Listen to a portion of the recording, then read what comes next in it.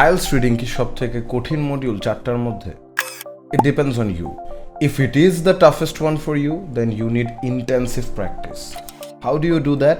First of all, you need to check how reading questions are solved. খুব একটা বেশি প্রিমেডিটেট করে ছোটবেলার কম্প্রিহেনশন স্টাইলে পেপার সলভ করতে বসে গেলাম, রিডিং এক্সাম দিতে বসে গেলাম, এই ওয়েতে যদি আপনি IELTS রিডিং এক্সাম দেন, there is a big chance that you might suffer in your IELTS reading exam.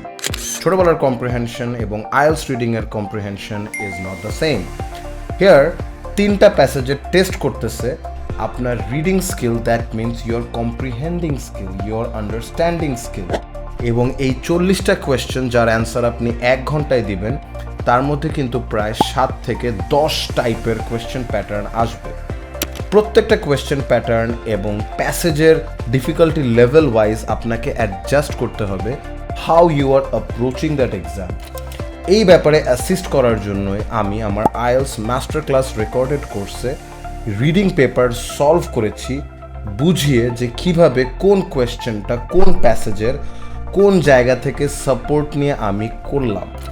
এই জিনিসটা যদি আপনি হেলদিলি every day on a regular basis for a certain time period like 2 weeks, 3 weeks, or let's say 1 month করতে পারেন, your reading journey is going to be much smoother.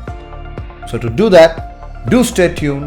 We are launching our IELTS Masterclass recorded program with multiple videos on all the 4 modules of IELTS exam: reading, speaking, listening, and writing. I hope it assists you in your venture. Do take good care of yourself.